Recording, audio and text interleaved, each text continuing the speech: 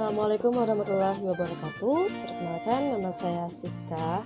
Saya merupakan mahasiswi dari Prodi PAUD semester 3 kelas B di Sekolah Tinggi Agama Islam STAI Aulia Ar-Rasyidin. Pada kesempatan kali ini, saya akan mencoba membahas tentang permasalahan yang saya ambil.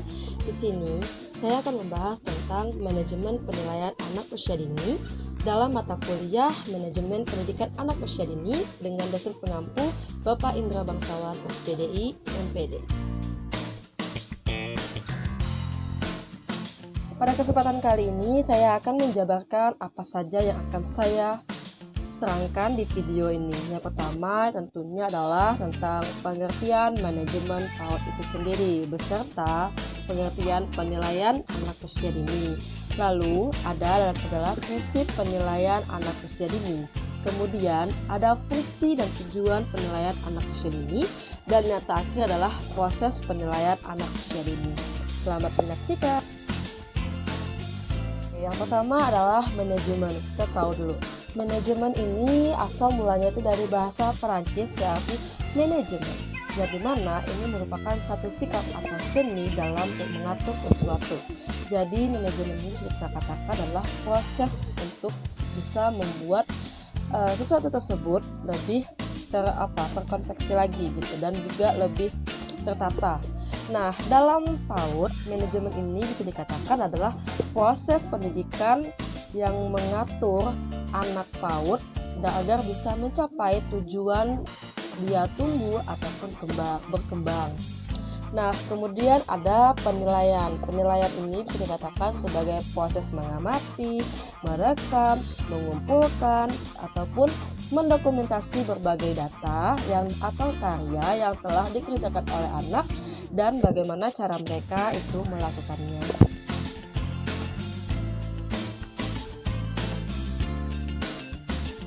Ada prinsip-prinsip dalam penilaian anak PAUD. Di sini ada 8 prinsip yang harus kita lakukan sebagai pendidik untuk menilai anak PAUD tersebut. Yang pertama adalah sifatnya mendidik. Maksudnya adalah penilaian ini jadikan motivasi untuk kita berkembang dan membina anak agar tumbuh dan berkembang secara optimal. Yang kedua, ada berkesinambungan, yang berarti dia harus terencana dan juga bertahap.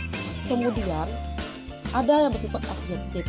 Jadi di sini kita itu tidak dipengaruhi oleh subjek penilai ataupun apa yang telah kita lihat.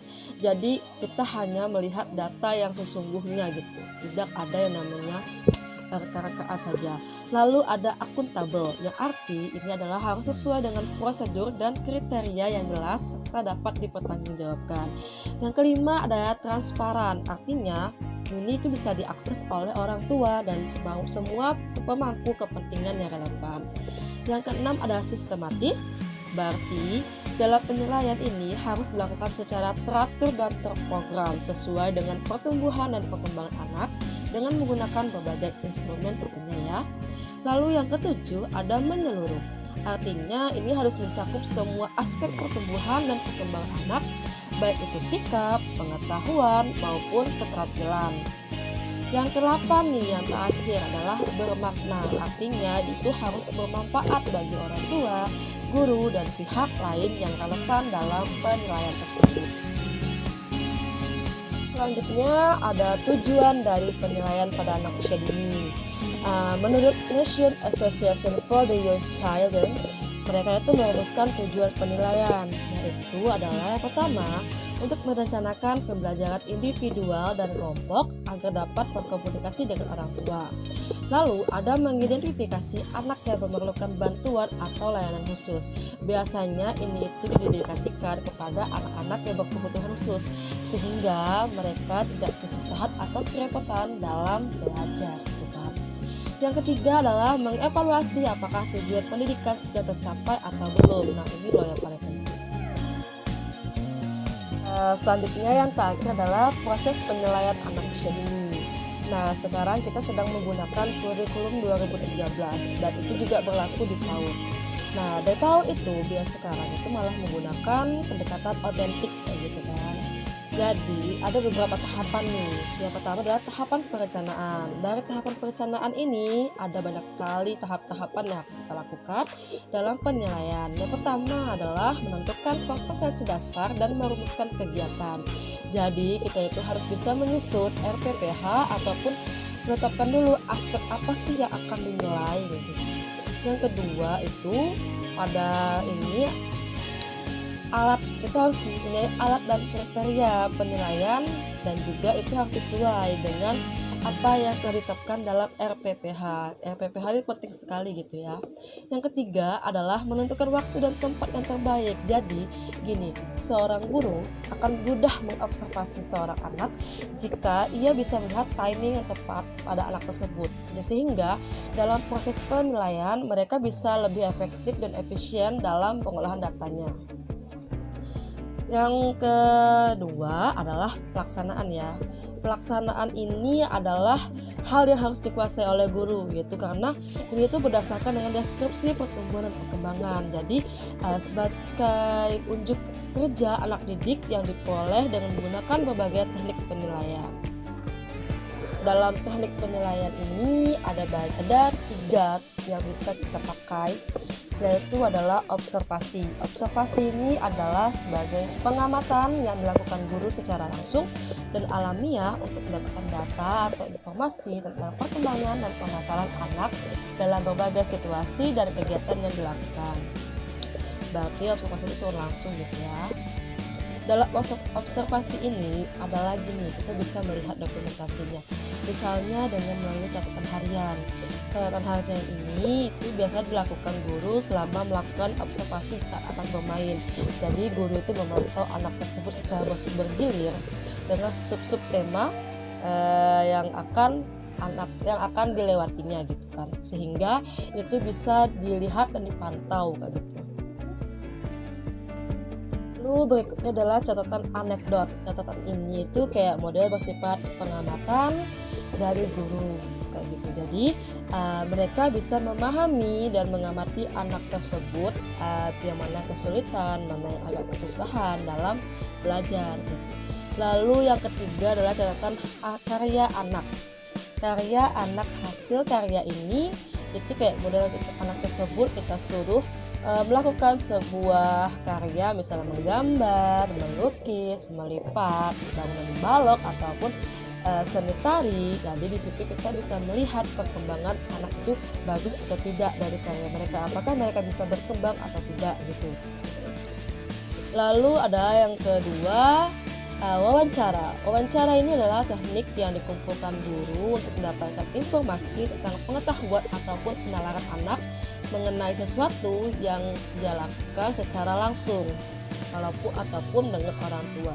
Jadi di sini dalam wawancara pendekatan itu lebih mendalam gitu, karena kita bisa tahu langsung apa yang anak tersebut rasakan dan kendala apa sih yang akan ditanya ke orang tua, dan bagaimana penilaiannya itu akan berdampak bisa terlihat secara nyata gitu dibanding kita melihat dengan yang lainnya. Selanjutnya kita bisa menggunakan penugasan. Nah, penugas ini kayak sejenis tugas harian. Misalnya dalam waktu itu ada seorang siswa yang harus kita beri tugas mampu membaca surah pendek. Nah, kita lihat apakah hari ini dia mulai bisa atau dia tidak bisa dalam berdasarkan tugas tersebut gitu. Nah, itu dilakukan setiap hari gitu. Ibarat itu keseharian mereka daily gitu. Jadi per hari, tidak hanya sekali atau 2 kali, tapi ini berkelanjutan gitu kan. Yang keempat itu adalah unjuk kerja ya. Kalau di sini itu biasanya kita itu mengamati anak dalam praktek biasanya, kayak model penyanyi, olahraga, menari gitu. Nah, lalu yang kelima adalah pemeriksaan medis. Kalau ini biasanya berhubungan dengan apakah anak itu memiliki penyakit ataupun kelemahan gitu, sehingga kita bisa menilai apakah anak ini bisa masuk dalam anak yang khusus ataupun anak yang normal, apakah dia nantinya bisa kita masukkan ke dalam olahraga yang cukup berat atau tidak gitu. Nah, tujuan itu sangat penting kalau kita tahu lebih dini gitu, karena untuk pertama mencegah agar tidak terjadinya hal yang tidak diinginkan pada anak tersebut. Nah, setelah tadi adalah proses, kemudian adalah pengolahan hasil belajar. Pengolahan hasil belajar ini bisa dikatakan sebagai penggabungan data-data yang telah kita amati, yaitu entah itu berupa anekdot, hasil karya ilmiah, dan itu nanti kita olah oleh guru agar bisa melihat perkembangan yang terbaik yang dicapai anak tersebut. Seperti itu loh Bunda. Selanjutnya ini adalah pengarsipan. Ya, tujuannya adalah untuk memperoleh kesimpulan dari apa yang telah guru itu teliti dan juga selama ia mengamati selama 1 semester tentang anak didiknya. Jadi ini semacam pengarsipan ini kayak model penyimpanan data gitu. Jadi nanti suatu saat jika dibutuhkan kita bisa mencari lagi sebagai bahan referensi untuk penelitian selanjutnya. Yang kelima ini adalah pelaporan. Nah, semuanya itu yang dilakukan guru itu akan dilaporkan. Apakah itu akan sesuai dengan perencanaan atau tidak. Nah, itu semacam tujuannya itu adalah untuk memberi penjelasan kepada orang tua dan pihak yang memerlukan tentang pertumbuhan perkembangan anak ini agar bisa mendeskripsikan dan bisa berperilaku objektif gitu, agar orang tua itu tidak mempunyai persepsi yang negatif bagi hasil penilaian tersebut gitu. Biasanya laporan ini itu berisi kekuatan dan rekomendasi, dan juga bisa berupa rekomendasi atau saran yang dilakukan orang tua. Kemudian ada uraian pengembangan secara umum dan juga uraian pengembangan kemampuan anak yang masuk klarifikasi perkembangan sangat baik. Itu banyak sekali dia ya Bunda. Ada beberapa tahap ya ini. Yang pertama itu tadi BSH atau BSB, lalu ada BB dan MB, kemudian ada BSB dan BSH. Untuk selanjutnya saya akan mendeskripsikan di kolom ini ya, apa itu BSB, BSH, BB gitu kan. Terima kasih telah menonton video ini. Semoga kalian suka dan bisa mendapatkan intisari dari materi yang telah saya sampaikan. Saya Siska, mohon undur diri. Sampai jumpa di video berikutnya. Dadah.